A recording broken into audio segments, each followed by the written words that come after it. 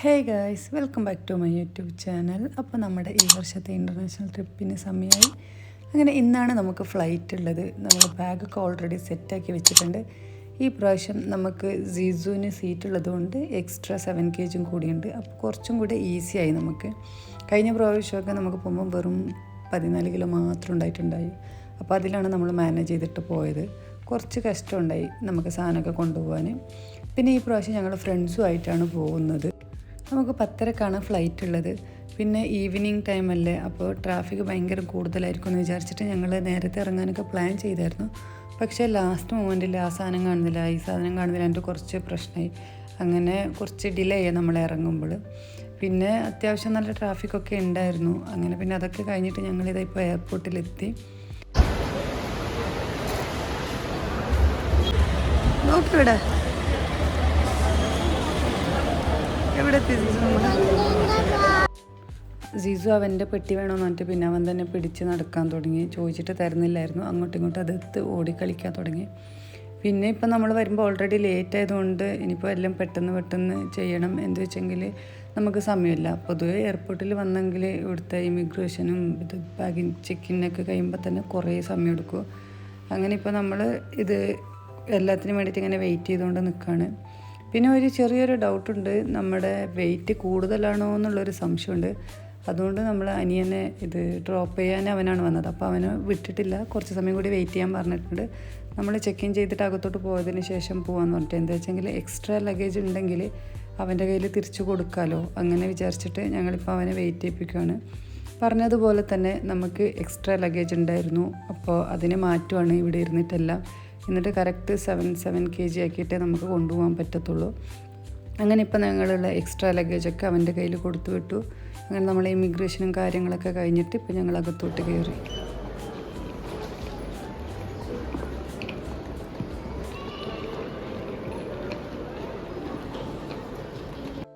പിന്നെ ഞങ്ങളുടെ കയ്യിൽ ലോഞ്ചിൻ്റെ കാർഡ് ഉണ്ടായിരുന്നു. അപ്പോൾ ഞങ്ങൾ വിചാരിച്ച് എന്തെങ്കിലും കഴിക്കാമെന്ന് വിചാരിച്ചിട്ട് അങ്ങോട്ട് പോയി. പക്ഷെ ഒരു രക്ഷയില്ല, ഭയങ്കര തിരക്കായിരുന്നു, അങ്ങോട്ട് അടുക്കാൻ പോലും പറ്റുന്നില്ലായിരുന്നു. എന്നിട്ട് നമ്മൾ കുറച്ച് സമയം ക്യൂവിൽ നിന്ന്. പക്ഷേ അപ്പോൾ തന്നെ ഞങ്ങൾ ഇത് ഫ്ലൈറ്റ് എടുക്കുമെന്ന് പറഞ്ഞിട്ട് വിളിച്ചു പറഞ്ഞു. അങ്ങനെ പിന്നെ ഞങ്ങൾ ഓടി എല്ലാവരും കൂടി വന്നെത്തി. പിന്നെ എപ്പോഴും അങ്ങനെ നമ്മൾ പോകുമ്പോൾ ഏറ്റവും ലാസ്റ്റായി പോകുന്നത്. ഇപ്പം കഴിഞ്ഞ പ്രാവശ്യം പോകുമ്പോഴും അതുപോലെ തന്നെയായിരുന്നു. ഞങ്ങൾ എത്തിയത് ഏറ്റവും ലാസ്റ്റാണ്, നമ്മളാണ് ലാസ്റ്റ് ഫ്ലൈറ്റിലോട്ട് കയറിയത്. അങ്ങനെ പിന്നെ ഞങ്ങൾ ഇപ്പം ഫ്ലൈറ്റിലൊക്കെ കയറി. പിന്നെ സീസു കുഴപ്പമില്ലായിരുന്നു, അവന് കയറുമ്പം എല്ലാം അവിടെ ഇവിടെയൊക്കെ നോക്കി ഒക്കെ ഇരിക്കുമായിരുന്നു. അവന് ഒരു പ്രശ്നം ഉണ്ടായിട്ടില്ല. പിന്നെ ഫ്ലൈറ്റ് എടുക്കാൻ തുടങ്ങിയപ്പം ഫ്ലൈറ്റ് കുറച്ചിങ്ങനെ ഷേക്കായി. അപ്പോൾ അവൻ ഭയങ്കര പേടിച്ചു. പിന്നെ കരച്ചിൽ തുടങ്ങി, അവൻ ഇരിക്കുന്നില്ല, താഴെ ഇറങ്ങണം എന്ന് പറഞ്ഞിട്ട് ഭയങ്കര പ്രശ്നമായിരുന്നു. പിന്നെ നമ്മൾ ഇപ്പം ടേക്ക് ഓഫ് ചെയ്യുമ്പം ഇപ്പം 2 വയസ്സ് കഴിഞ്ഞെങ്കിൽ ഞങ്ങൾ സീറ്റിൽ തന്നെ ഇരുത്തണം, മടിയിലിരുത്താൻ പറ്റത്തേ ഇല്ല.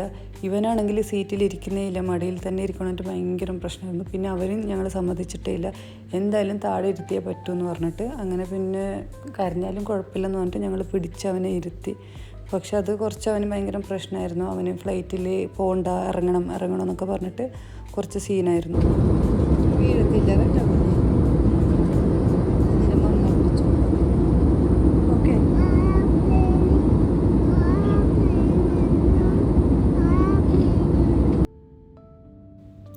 അങ്ങനെ ഇതാ ഗൈസ്, നമ്മൾ മലേഷ്യ എത്തി. ഇതാണ് നമുക്ക് ഫ്ലൈറ്റിൽ നിന്ന് മേളിൽ നിന്ന് കാണുന്ന ടൗൺ വ്യൂ. ഭയങ്കര അടിപൊളിയാണ് കേട്ടോ. അങ്ങനെ പിന്നെ ഇത് നമുക്ക് സമയം നോക്കിയെങ്കിൽ നമ്മൾ 2.5 മണിക്കൂർ എക്സ്ട്രാ ഇരുന്നത് പോലെ തോന്നും. എന്താ വെച്ചെങ്കിൽ ഇന്ത്യൻ ടൈമിനേക്കാളും 2.5 മണിക്കൂർ കൂടുതലാണ് മലേഷ്യൻ ടൈം ഉള്ളത്.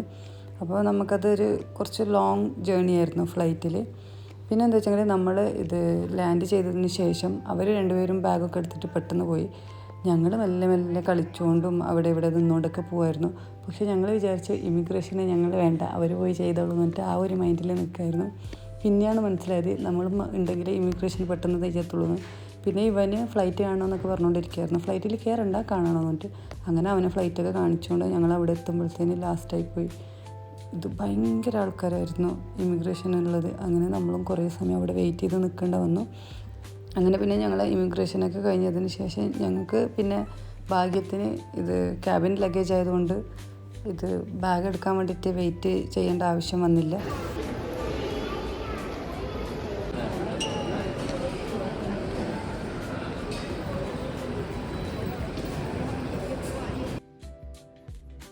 പിന്നെ അവർ രണ്ടുപേരും സിം എടുക്കാനും മണി എക്സ്ചേഞ്ച് ചെയ്യണമെന്ന് പറഞ്ഞിട്ട് അങ്ങോട്ടും ഇങ്ങോട്ടൊക്കെ പോയി. പിന്നെ പിള്ളേർക്ക് വിശക്കൊക്കെ ആയിരുന്നു, അതുകൊണ്ട് രാവിലെ തന്നെ ജ്യൂസ് വാങ്ങിച്ചു കൊടുത്തു. പിന്നെ ഞങ്ങൾ ഇന്നലെ രാത്രി ഒന്നും കഴിച്ചില്ലായിരുന്നു. ലോഞ്ചിൽ കയറാം, പിന്നെ എന്തെങ്കിലും എയർപോർട്ടിൽ പോകുന്ന വഴിക്ക് കഴിക്കാമെന്നൊക്കെ കുറേ പ്ലാനൊക്കെ ചെയ്തിട്ടാണ് വീട്ടിൽ നിന്ന് ഇറങ്ങി. പക്ഷേ സമയമില്ലാത്തത് കൊണ്ട് ഒന്നിനും പറ്റിയിട്ടേ ഇല്ല ഞങ്ങൾക്ക്. അങ്ങനെ പിന്നെ ഞങ്ങൾ അവിടുന്ന് നോക്കിയപ്പം എല്ലാ ഫുഡും ഭയങ്കര ഹെവി ആയിരുന്നു. പിന്നെ രാവിലെ തന്നെ അത്ര ഒരു ഫുഡ് ഹെവിയായി കഴിക്കേണ്ട ഒരു മൂഡില്ലായിരുന്നു.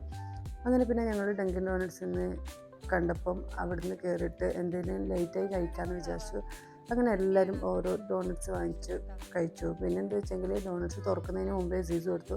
അവൻ ഈ ഡോണറ്റ്സിൻ്റെ മേലിൽ ആ ചോക്ലേറ്റ് മാത്രം മതി, ബാക്കിയൊന്നും കഴിക്കത്തില്ല, അതങ്ങനെ തന്നെ തിരിച്ച് നമുക്ക് തരും, ഇല്ലെങ്കിൽ അതിനെ വെച്ച് കളിച്ചുകൊണ്ടിരിക്കും. അങ്ങനെ പിന്നെ ഒന്ന് ജസ്റ്റ് ഫ്രഷൊക്കെ ആയിട്ട് വന്നു. പിന്നെ ഇനിയിപ്പോൾ നമ്മുടെ എല്ലാ കാര്യം കഴിഞ്ഞു, സിം എടുത്ത് കഴിഞ്ഞു, പിന്നെ മണി എക്സ്ചേഞ്ചൊക്കെ കഴിഞ്ഞു. ഇനിയിപ്പോൾ നമ്മൾ ഒരു ക്യാബ് ബുക്ക് ചെയ്തിട്ട് പോകണം. അങ്ങനെ ഇരിക്കുമ്പോഴാണ് നമുക്ക് നല്ലൊരു പണി കിട്ടിയത്. ഈ എയർപോർട്ടിലൊരു പ്ലേ ഏരിയ ഉണ്ട്. ഇത് നമുക്ക് ലാസ്റ്റ് ടൈം പോയപ്പോഴും പണി കിട്ടിയതാണ്. അറിയാതെ ഒന്ന് ജീസുവിനെ അവിടെ കൊണ്ടുപോയതാണ്, നമുക്ക് പണി കിട്ടി. പിന്നെ അവന് വരുത്തേയില്ലായിരുന്നു. അങ്ങനെ നമ്മൾ മുമ്പേ പ്ലാൻ ചെയ്തായിരുന്നു ആ ഏരിയയിലോട്ടേ പോകാൻ പാടില്ല, പെട്ടെന്ന് അവിടെ നിന്ന് എസ്കേപ്പ് ആവുന്നു.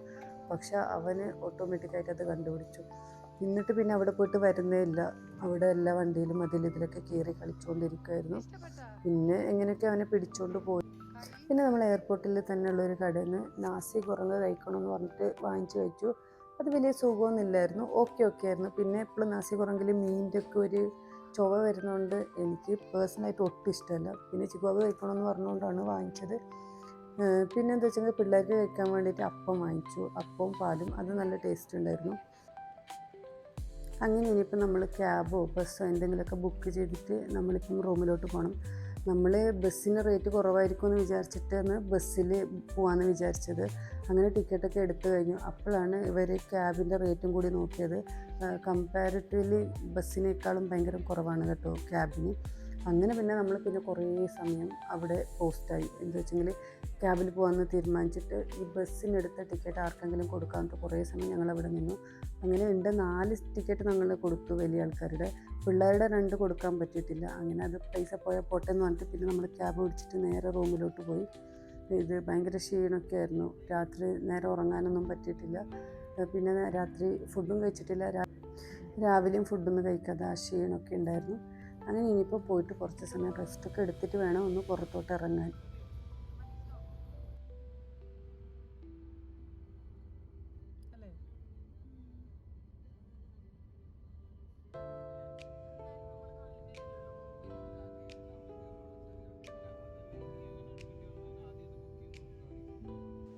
അങ്ങനെ ഇതാ ഗൈസ്, നമ്മളിപ്പം നമ്മുടെ ഹോട്ടലിലെത്തി. പിന്നെ നമുക്ക് ചെക്കിനുള്ളത് 3 മണിക്കാണ്. അപ്പം നമ്മളൊരു 11:30 മണിയാകുമ്പോൾ എത്തി. പിന്നെ അവരോട് റിക്വസ്റ്റ് ചെയ്തപ്പോൾ അവർ പറഞ്ഞു പിള്ളേരൊക്കെ ഉള്ളതുകൊണ്ട് 1 മണിയാകുമ്പോൾ ഒരു റൂം സെറ്റാക്കി തരാമെന്ന് പറഞ്ഞു. എന്നാലും നമ്മൾ കുറേ സമയം വെയിറ്റ് ചെയ്യേണ്ടി വന്നു. അപ്പോൾ തന്നെ അവർ രണ്ടുപേരും നല്ല ഉറക്കമായിരുന്നു. പിന്നെ കുറച്ച് സമയം വെയിറ്റ് ചെയ്തതിന് ശേഷം നമുക്കവർ റൂം സെറ്റാക്കി തന്നായിരുന്നു. കുഴപ്പമില്ലായിരുന്നു, അത്യാവശ്യം നല്ല റൂമൊക്കെ ആയിരുന്നു. പിന്നെ എന്താണെന്ന് വെച്ചെങ്കിൽ നമുക്ക് ഇത് 2 റൂമും ഒന്നിച്ച് കിട്ടാത്തതുകൊണ്ട് കുറച്ച് പാടായിരുന്നു. അവർ രണ്ടുപേരും മേളിൽ പോയി, നമ്മൾ പിന്നെ പിള്ളേരൊക്കെ ആയിട്ട് പോയിട്ട് ഫ്രഷ് ആവാനും ഇതിനൊക്കെ ഇരുന്നു.